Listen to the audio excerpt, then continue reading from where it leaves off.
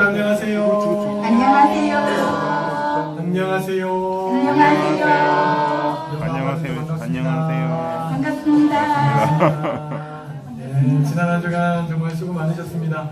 우리 옆집이랑 같이 한번 인사 한번 하겠습니다. 한 주간 정말 수고 많이 하셨어요. 한 주간 정말 수고 많이 하셨습니다. 인사하실 때 우리 믿음의 마음을 담아서 믿음의 마음을 이렇게 고백하겠습니다. 당신의 품에서 이 시대의 주역이 자라고 있습니다. 당신의 품에서 이 시대의 주역이 자라고 있습니다. 부럽습니다. 부럽습니다. 기대가 됩니다. 기대가 됩니다. 자, 우리 하나님 말씀 같이 한번 읽어보겠습니다. 시작. 나와 나의 백성이 무엇이건대 이처럼 즐거운 마음으로 드릴 힘이 있었나이까. 모든 것이 주께로 말미암아 싸우니 우리가 주의 손에서 받은 것으로 주께 드렸을 뿐이니이다. 역대상 29장 14절 말씀. 아멘. 우리 힘차게 바꾸시면서 찬양할게요. 예배하는 이 시간, 예배하는 이 시간, 행복한 시간, 찬양하는 이 시간, 행복한 시간, 기뻐서 뛰어요, 신나서 뛰어요, 춤추며 뛰어요, 찬양하며. 예배하는 이 시간, 예배하는 이 시간, 행복한 시간, 찬양하는 이 시간, 행복한 시간, 기뻐서 뛰어요, 신나서 뛰어요, 춤추며 뛰어요, 사랑하며 뛰어요. 자, 목사님 따라해보겠습니다. 하나님은 항상 선하시고 하나님은 항상 선하시고 늘 나와 함께 하십니다. 늘 나와 함께 하십니다. 이번에 읽을 때요, 나자라고 우리 아이들 이름을 넣어서 같이 한번 읽어주시겠습니다. 시작. 하나님은 항상 선하시고 늘 늘 이분이 우리와 함께 하십니다. 아멘. 아이들 마음속에 이거 하나만 제대로 심어주면 됩니다. 자, 우리나라 사람들이, 엄마 아빠들이 열심히 직장에 나가서 일을 했을 때 하루 8시간을 일을 한다고 하면요, 얼마의 돈을 벌 수 있을까? 2019년도 기준으로 보니까 8시간 일하면 제일 적게 받는 돈이 얼마냐니까 66,000원이 조금 넘어요. 66,000원. 하루 8시간 일했을 때 벌어들이는 돈이. 자, 그런데요, 어떤 한 가난한 과부가 있는데 이 과부의 전 재산이 얼마였는가 보니까 별로 돈이 없는 것 같아요. 그렇죠? 가지고 있는 돈이 4,000원이 조금 넘는 돈을 이 과부가 가지고 있어요. 그러면 많이 가난하다. 그렇죠? 네. 요즘에 이야기하면 커피 한 잔 정도 값밖에 안 될 정도로 전 재산이라고 하는 게 4,300원 정도밖에 안 돼요. 아빠들이 열심히 일을 해서 번 돈의 거의 16분의 1 정도밖에 안 되는 아주 작은 돈을 가지고 있는 과부가 있었어요. 목사님이 왜 돈 이야기를 하느냐? 예수님께서 돈 이야기를 해주셔서 우리 친구들 이해를 좀 돕기 쉽게 하려고 목사님 이야기를 먼저 했어요. 자, 하루는 예수님께서 헝금함이 있는 곳에, 연못가에 있는 곳에 맞은편에 제자들과 함께 앉으셨어요. 그리고 사람들이 헌금을 어떻게 하는가 예수님이 멀찍이에서 이렇게 지켜보고 계셨어요. 요즘에 우리 친구들이 헌금할 때는 이렇게 선생님들이 가방같이 생긴 거 가지고 와갖고 거기다가 넣잖아요. 그죠? 소리가 안 나요. 근데 옛날에는 헌금함을 만들 때 소리가 나게 만들었어. 요즘에는 또 종이돈도 있지만 그 당시에는 종이돈이 없었기 때문에 다 동전이었거든요. 그래서 어떤 동전을 넣느냐에 따라서 이 헌금함에 동전이 딱 떨어졌을 때 나는 소리가 달랐대요. 그래서 누가 얼마를 넣는지 소리만 들어도 알 수 있을 정도로 쉽게 파악할 수 있었대요.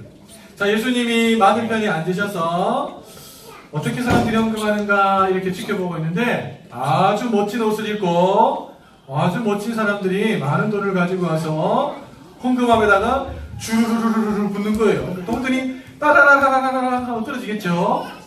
사람들이 옆에서 우와 저 사람 정말 헌금 많이 하네 라고 생각될 만큼 부자가 헌금을 많이 했어요. 그 다음 사람이 와서 또 하는데 또 동전을 두루루루 붓는데 또 동전이 땡그랑 하면서 막 떨어지는 거예요. 와, 이 사람도 부자인가 봐. 헌금을 많이 했어. 자, 그리고 잠시 뒤에 보니까 옷이 허름해요. 가진 것도 없어요. 별로. 남편을 일찍 여의고 홀로가 된 이 여인이 와서 헌금함에다가 헌금을 하는데 땡글랑 두 개로 끝났어요. 자, 이 모습을 다 지켜보시고 예수님이 제자들에게 따로 불러서 이렇게 말씀하셨대요. 뭐라고 말씀하셨느냐? 내가 진정으로 너희에게 말한다. 헌금함에 돈을 넣은 사람들 가운데 이 가난한 과부가 어느 누구보다도 더 많이 넣었단다. 누가 많이 넣었어요? 부자가 많이 넣었어요. 그렇죠? 근데 예수님이 왜 가난한 과부가 많이 넣었다고 했을까요? 예수님이 좀 이렇게 숫자 가늠력이 없어서 그럴까요? 아니에요. 예수님이 그 다음에 이런 말씀해 주셨어요. 우리 어머니들께서 같이 한번 읽어주시겠어요? 시작! 다른 부모들은 넉넉한 중에서 헌금을 하였지만 과부는 가지고 있던 모든 것, 즉 생활에 필요한 돈 전부를 바쳤단다. 네, 예수님이 아셨어요. 예수님의 계산법은 우리의 계산법하고 달라요. 보세요. 예수님은 내가 다른 사람과 비교해서 얼마를 드렸느냐를 보시지 않으세요. 그러면요, 내가 가진 것에서, 내가 가지고 있는 것에서 얼마를 드렸느냐, 이걸 보세요. 그리고 자기의 그 가지고 있는 형편 안에서 최선을 다해서, 힘을 다해서 드리는 사람을 향해서 우리 예수님은 칭찬해 주시는 분이세요. 그렇다고 예수님이 부자가 많이 넣은 걸 갖다가 많이 못했다고 책망하셨어요? 아니에요. 책망 안 하셨어요. 부자는 부자 나름대로 넣었다고 생각하셨고, 이 여인은 가난한 중에서 자기 생활의 전부를 드렸다고 예수님이 그렇게 칭찬해 주신 거예요. 이 사실이라는 게 왜 중요하느냐? 두 가지 이유 때문에 그래요. 첫 번째 이유는요, 내가 부자예요. 부자에서 교회에서 헌금하는데 다른 사람보다 훨씬 많이 했어요. 그러면 사람들이 기분이 어떨까요? 이 어깨에 힘이 좀 들어가요. 내가 이 교회에서 헌금을 제일 많이 하는데 이러면서 어깨에 힘이 들어가요? 그러지 말라는 거예요. 예수님 말씀에 비춰보면 그 사람이 많이 했지만 과연 그 교회 많은 사람들 중에 각기 형편이 다 다를 텐데 우리 예수님이 보시는 기준은 자기가 가지고 있는 형편에서 얼마만큼 드렸느냐, 이것이 기준이지 다른 사람과 비교해서 내가 많이 드렸기 때문에 내가 최고야 라고 말하지 못하게 하신 거예요. 두 번째는요, 너무너무 가난해요. 주님께 드릴 것이 없을 만큼 너무 가난해요. 그래서 헌금 드리는 게 너무 부끄러워. 예수님이 그러지 말라는 거예요. 너가 가난하면 가난한 대로 너의 형편에 맞게끔 드리면 하나님이 그걸 기쁘게 받으신다는 것을 알려주면서 움츠러들지 말고 하나님께 드릴 때 즐거운 마음으로, 기쁜 마음으로, 감사하는 마음으로 드리라고 우리 예수님께서 이 성경적인 기준을 우리에게 알려주셨어요. 소망합니다. 우리 영화 3부에 나오는 친구들이 예수님이 알려주신 이 헌금에 대한 분명한 기준들을 마음에 꼭 새길 수 있기를 바랍니다. 네. 그래서 내가 다른 친구보다 더 많이 했으니까 이러면서 어깨 힘주고 다니지 말고, 교만하지 말고, 또 나는 너무 적어서 드릴 것도 없는데 이렇게 움츠러들지도 말고, 내 형편에 따라서 드리는 것을 보시는 그 예수님, 그 하나님을 기억하면서 가능하다면 힘껏 드려서 우리 예수님께 칭찬드리는 그런 믿음의 친구들로 자랄 수 있기를 예수님의 이름으로 축복합니다. 네. 예수님의 이름으로 축복합니다. 네. 자, 우리 부모님들과 함께 말씀을 나눠볼게요. 자, 우리 예배 드릴 때마다 꼭 기억해야 할 것, 이렇게 제목으로 오늘까지 이제 4번째 설교를 하는데요. 지금까지 3번 했어요. 그렇죠? 오늘까지 하면 다음 주부터는 교리 설교합니다. 교리 설교. 저도 한 번도 해보지 못했던 교리 설교요. 담임 목사님께서 신앙의 뼈대를 잘 놓으라고 주일학교 전체에 교리 설교하라고 하셨는데요. 다른 부서들은 이렇게 첫 주에 하거나 아니면 이제 뭐 두 번 하거나 이랬는데 영화부는 제가 매주 할 겁니다. 그래서 우리 부모님들도 이번 기회에 내 신앙의 뼈대도 점검하시고 또 우리 아이들도 어릴 때부터 뼈대를 잘 넣을 수 있었으면 좋겠다 싶습니다. 저를 위해서 많이 기도해 주시기 바랍니다. 어려운 설교를 쉽게 잘할 수 있도록. 자, 우리 지금까지 예배 드릴 때마다 꼭 기억해야 할 거 살펴봤는데, 자, 한번 기억을 한번 더듬어서 첫 번째가 뭐였죠? 예배 드릴 때마다 꼭 기억해야 될 첫 번째, 하나님 앞에서. 하나님 앞에서. 그렇죠? 우리의 예배 드릴 때 내 앞에 하나님이 있다라는 믿음을 가지고 예배 드려야 한다고 했어요. 왜요? 그럴 때 그 사람이 예배 드리는 자세와 태도가 바뀌어요. 마음 자세가 바뀌어요. 우리 하나님, 우리의 단순히 겉모습만 보시는 게 아니고 우리 중심의 생각까지도 꿰뚫어 보고 있으니까 얘가 정말 나를 향해서 진심으로 예배하는지 아니면 그냥 자기 때우려고 왔는지 우리 하나님이 정확하게 아시거든요. 자, 두 번째는요. 하나님이 구원하신 목적이 있어요. 하나님을 섬기게 하려고. 그래서 예배는 하나님을 섬기는 것인데 다른 말로 하면 하나님만 섬기는 것이다 라고 이렇게 말씀을 드렸어요. 그리고 우리 십계명에도 보시면 나 외에 다른 신을 두지 말라, 섬기지 말라, 하나님 분명히 또 그렇게 말씀하셨어요. 그래서 예배는 나는 오직 하나님만을 섬기겠습니다, 나에게 구원을 주신 하나님만을 섬기겠습니다 라는 고백이죠. 세 번째는 지난주에 했는데 기억나십니까? 예배는 거룩하신 하나님께 거룩함으로 드리는 것입니다. 내가 거룩하니 너희도 거룩하라 라고 말씀하셨죠. 그렇죠? 그래서 우리는 예수님의 그 거룩함으로 옷을 입었어요. 그런데 이 세상을 살면서 이 거룩에 흠집이 생길 수 있는데 다시 그것을 회복하고 다시 거룩으로 무장을 지는 게 뭐라 그랬죠? 말씀과 기도, 거룩하여 지니라 그랬어요. 그래서 우리가 잘 거룩된 모습으로 하나님 앞에 나와서 예배하는 것, 거룩하신 하나님이 받으실 만한 예배다 그렇게 말씀을 드렸습니다. 자, 오늘은 이제 마지막인데요. 네 번째 같이 한번 읽어볼게요. 시작! 예배는 하나님께서 베푸신 은혜에 대한 감사로 드리는 것입니다. 예배가 뭐냐?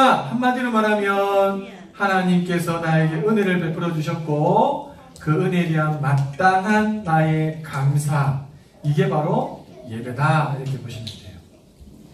자, 그러면 하나님이 우리에게 베풀어 주신 은혜가 뭐가 있어요? 가장 큰 은혜는 하나님께서 우리를 구원하신 은혜죠. 그렇죠? 삼위 하나님께서 우리의 구원을 위해서 애쓰셨어요. 그리고 구원을 이루셨고요. 이 은혜가 가장 큰 은혜입니다. 그 다음에 또 어떤 은혜가 있냐고 하니까 성경에 보니까 때를 따라 돕는 은혜가 있어요. 하나님께 우리의 때에 맞게끔 하나님께서 채워주시고 입혀주시고 먹여주시고 인도해주시고 보호해주시고 함께해주시고 어떨 때는 길을 열어주시고 어떨 때는 필요한 사람을 붙여주시고 어떨 때는 우리 자녀에게 또 하나님께서 은혜를 베풀어 주십니다. 이 모든 게 때를 따라 돕는 은혜거든요. 그때그때 필요한 은혜. 이런 은혜를 받은 사람들이 구원의 은혜와 하나님의 지키심과 인도하심과 보호하심에 감사하여서 예배를 드립니다. 근데 사람마다 다 달라요. 어떤 사람은 이 은혜를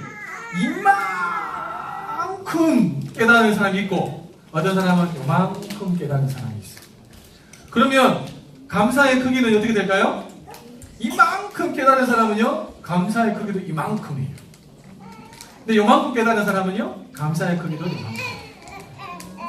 그래서 감사의 크기는 다 달라요. 똑같은 하나님의 은혜에 감사해서 예배 드리는데 사람마다 감사의 크기는 달라요. 하나님께는요, 하나님이 감사함으로 나오는 그 예배를 받아주세요. 자, 정말 고마움을 만나면 여러분 어떻게 감사를 표현하세요? 보통은 이제 카톡이나 문자로 고맙습니다, 감사합니다, 정말 저희들 큰 도움이 되었습니다 이렇게 많이 표현하죠. 그렇죠? 근데 진짜 감사해요, 그분이. 그럼 어떻게 표현하죠? 나름 정성스럽게 준비된 선물로 감사를 표현합니다. 우리 교회에서 이제 외부 강사들이 오시잖아요. 그러면 우리 교회에서 자체적으로 만든 땡큐 카드가 있어요. 땡큐 카드. 받으면 그냥 감동을 받습니다. 그리고 금년 신여봉회 때나 이렇게 외부 강사들 오시죠? 우리 교회 이 외부 강사들을 접대하기 위해서 잘 훈련되고 준비된 우리 권사님들, 집사님들 계시거든요. 그분들이 이렇게 촬영한 거 보면 그냥 감동이에요. 당신은 우리 교회에 은혜를 끼치러 오신 분인데 최고의 대접을 해드리겠습니다라는 그 메시지를 목사님께서 그런 부분에 다 담아 놓으셨어요.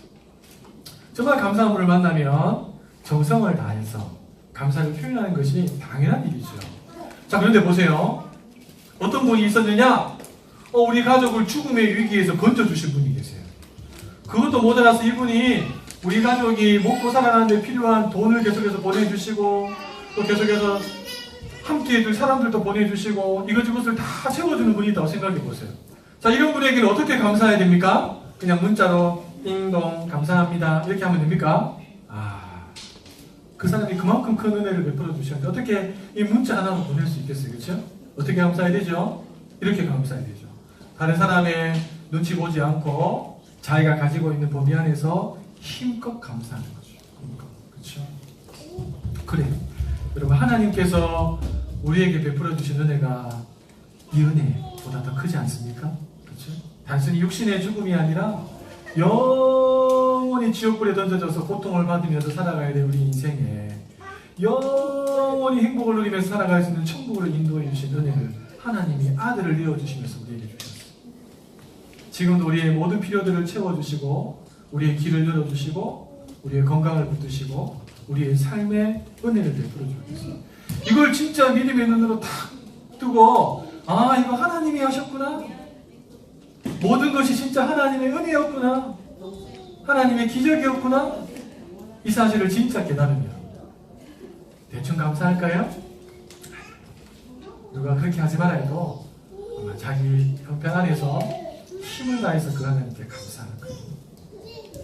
자, 우리 담임 목사님께서 이런 말씀하셨죠. 감사를 꼭 표현하고 삽시다. 무엇으로요?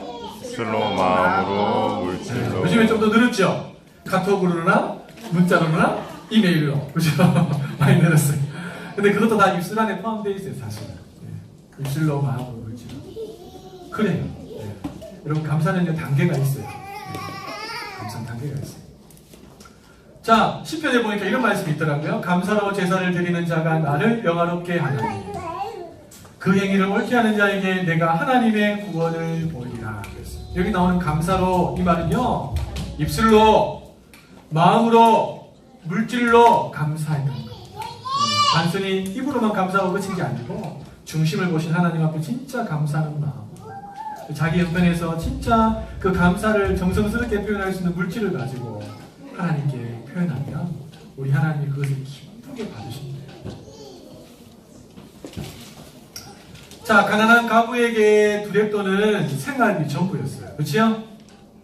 자, 그런 돈을 다 드렸다는 것은 어떤 의미일까요? 어떤 분들이 이렇게 생각하세요. 액수가 적었기 때문에 다 드릴 수 있었던 거죠. 이렇게 말하는 분이 계세요. 여러분이 그 처지에 한번 들어가 보시면 적으면 적을수록 그 돈이 더 놓을 수 없을 만큼 그분에게 생기는 것 같아요. 그렇죠? 이 다 드렸다는 것은 어떤 의미입니까? 이런 의미입니다. 같이 한번 읽어볼게요. 시작! 받은 은혜에 대한 기쁨 감사가 있었기 때문에 가능한 것이었습니다. 아멘. 예수님은 단순히 동전 2개가 떨어지는 것, 그것이 그녀의 생활의 전부라는 것만 보고 그녀를 평가하신 게 아니에요. 그 동전 2개, 자신의 전부를 드리고 있는 그 여인이 하나님의 은혜에 대해서 얼마나 깊이 깨닫고 있는지를 보셨어요. 그리고 그 은혜에 대한 반응으로 나온 것이 자기가 가지고 있는 생활비 전부였던 두렙돈을 그 헌금함에다가 넣은 거죠. 그래서 여러분, 달라요. 사람들마다 다 달라요. 앞서도 제가 말씀드렸지만 똑같은 시간에 똑같은 하나님께 똑같은 상부에 나와서 예배를 드리지만 하나님 앞에 감사로 예배드리는 수준들은 다 달라요. 하나님은 다 알고 계세요. 저는 몰라요. 여러분들 중에 누가 더 많은 감사로 하나님께 예배드리는지 저는 모르지만 하나님은 다 알아요. 그 사람의 형편과 처지 속에서 어떻게 하나님 앞에 감사하고 있는 하나님은 다 아시기 때문에 다 달라요.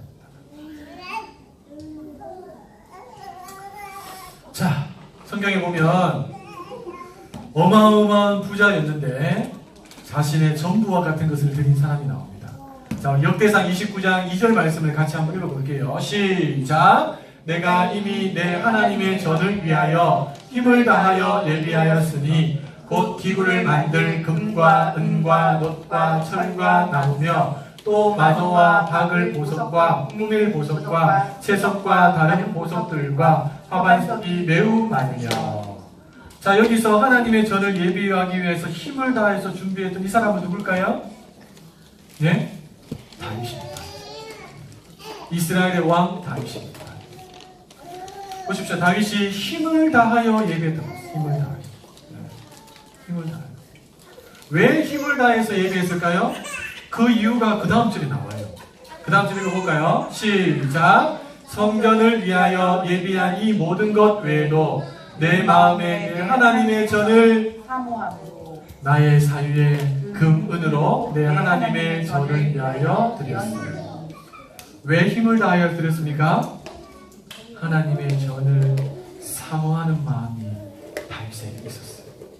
이 말은 다른 말로 하면 하나님을 사랑하는 마음이 다윗에게 있었고요. 그 사모하는 하나님이 어떤 분이셨어요?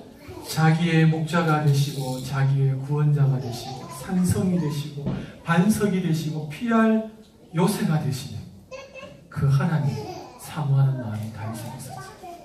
그래서 힘을 다해서 준비했어요. 나라의 재산만 가지고 준비한 게 아니고 제가 밑줄 쳐놨죠. 나의 사유에 이렇게 말했어요. 자기 재산에 금, 은 그쵸 나오죠. 자 그러면 다윗이 얼마나 드렸을까? 나옵니다. 그 다음 절에 보면 자, 다윗이 드린 돈이 이렇게 나오는데요. 금 3,000달란트하고 은 7,000달란트를 드렸대요. 다윗이 드린 도대체 이게 얼마만큼의 가치가 나가는가? 제가 또 두드려 봤어요. 두드려 보니까 계산은 다 못하고요. 금 한 달란트가 얼마쯤 되는가 이렇게 나오더라고요. 금 한 달란트가 오늘날 돈으로 약 20억. 나머지 계산 여러분에게 맡겨드릴게요. 저는 계산 못하겠습니다. 어마어마한 돈. 자기 사위의 거의 대부분을 힘을 다해서 하나님을 사랑하는 마음으로 위하였어요. 자 여러분, 다윗이 엄청난 돈을 드릴 때 어떤 마음을 가지고 드렸을까요? 아까워. 아니면 억지로 막 치어짜내면서 드렸을까요? 아니에요. 역대상 29장을 찬찬히 읽어보시면 총 7번에 걸쳐서 나오는 단어가 있어요. 이 단어입니다. 즐거이, 즐거운 마음으로 드렸어요. 다른 말로 하면 감사하는 마음으로 드렸어요. 감사하는 마음. 그 어마어마한 돈을 하나님께 드리면서도 그 마음속에 감사하는 마음이 있었고 즐거운 마음이 있었어요. 그러니까 그걸 받으시는 하나님이 얼마나 기쁘시겠어요. 얼마나. 그렇죠? 자기만 그렇게 드렸느냐? 아니에요. 다윗이 주변의 사람들에게도 보냈어요. 그러자 29장 6절에 보니까 이렇게 나와 있어요. 이에 모든 족장과 이스라엘 모든 지파 어른과 천부장과 백부장과 왕의 사무감독이 다 어떻게 해요? 즐거이 드리되. 그러면서 이들이 드린 재산이 얼마였는지, 헌금이 얼마였는지도 성경에 써놨어요. 예, 얼마를 드렸는가? 이만큼 드렸대요. 금 5,000달란트, 금 다릭 1만, 은 1만 달란트, 놋 1만 8천 달란트, 철 10만 달란트, 그리고 여러 가지 보석들. 어마어마한 것이에요. 그러니까 하나님의 성전을 짓기 위해서 거의 자신의 전부를 내어준 거죠. 힘을 다해서. 그것도 어떻게 해요? 사모하는 마음으로 즐겁게. 그러니까 이건 처음에 지었던 솔로몬이 지었던 그 성전이 얼마나 화려했겠어요. 그렇죠? 얼마나 화려했어요. 벽을 막 금으로 막 이렇게 막 입히고 어마어마하게 화려하죠. 그러니까 그 성전이 무너지고 그 다음 성전을 지었을 때 첫 번째 성전의 영광을 본 사람들이 울 수밖에 없었어요. 그렇게 화려했던 성전만큼 못 지었거든요. 어마어마하게 하나님 앞에 드렸습니다. 자, 예배가 뭔가? 예배가 뭔가? 예배는 이겁니다. 같이 읽어볼게요. 시작! 예배는 하나님께서 베푸신 은혜에 대해 감사를 표현하는 것입니다. 그리고 베푸신 은혜에 대해 미리 감사를 표현하는 것입니다. 아멘. 예배는 감사입니다. 하나님께서 나에게 베풀어 주신 은혜에 대한 나의 감사. 그것이 바로 예배입니다. 그래서 감사로 제사를 드리는 자가 나를 영화롭게 하나니. 당연해요, 당연해요. 그런 은혜를 받았는데 어떻게 감사 안 할 수가 있어요? 그렇죠? 그리고 그 은혜를 받았는데 하나님의 은혜를 깨닫는 만큼 감사할 수 있거든요. 그 이상을 못해요. 네. 이만큼 깨달았는데 이만큼 감사 못해요. 여러분 안 돼요. 그 수준만큼 정확해요. 자, 그래서 이렇게 한번 정리해봤습니다. 우리 같이 한번 천천히 읽어볼게요. 받은 은혜를 기억할 때 감사하는 사람, 겸손한 사람도 살 수 있습니다. 그러나 은혜를 잊으면 교만하여 자기 소견에 오른 대로 살아갑니다. 그리고 또 하나, 은혜를 깨달은 만큼 물질에 감사를 담아 예배를 드립니다. 자녀들이 일찍부터 하나님께서 베푸신 은혜를 깨달아 다윗처럼 힘을 다해 춤추고 힘을 다해 물질로 예배하도록 잘 이끌어주는 부모가 됩시다. 그리고 물질로 예배하는 부분에 있어 일찍부터 성경적인 가치를 심어주어 다른 사람과 비교하지 않고 눈치 보지 않고 예배할 수 있도록 잘 이끌어주는 부모가 됩시다. 아멘이십니까? 아멘. 여러분, 감사하는 것이 왜 중요하냐면요, 은혜에 대한 감사를 잊어버리면 교만해져요. 사람 다 자기가 한 것처럼 생각해요. 그러면 사사시대가 되는 거예요. 그 사람은 그때부터 사사시대를 걸어가는 겁니다. 자기 소견에 오른 대로 살아갑니다. 근데 하나님의 은혜에 대해서 감사가 커지면 커질수록 그 사람은 겸손한 사람이 됩니다. 예배 안에는 단순히 하나님만 높여드리는 것으로 끝나는 게 아니고 우리가 우리 자신을 지킬 수 있는 그런 놀라운 축복들도 안에 많이 숨어 있어요. 우리 아이들에게 하나님의 은혜를 하나님의 말씀을 통해서 자주 많이 귀에 딱지가 생기는 만큼 들려주시는 부모님들 되시길 바랍니다. 그래서 억지로 야 하나님께 감사해야지 이렇게 아니라 하나님 이렇게 해주셨대, 어떻게 해야 되지? 그런데 사람들이 불평했대, 하나님 너무 화났겠다, 그치? 그래서 아이들에게 성경을 가지고 하나님이 얼마나 우리에게 좋은 것을 주셨는지 그것을 일찍부터 심어준다면 우리 아이들이 마땅히 은혜에 대한 감사하고, 처음에는요 입술로 하나님 감사합니다 하겠죠.